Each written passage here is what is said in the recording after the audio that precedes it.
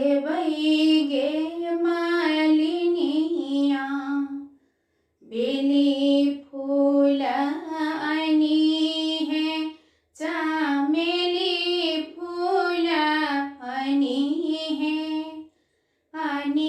है अढ़ुल लाले लाल गे मालिनिया अनि है अढ़ुल लाले लाल गे मालिनिया सब रंग फल मालिन हमरो लानी है गौरी पूजन हम जेबई गे मालिनिया गौरी पूजन हम जेबई गे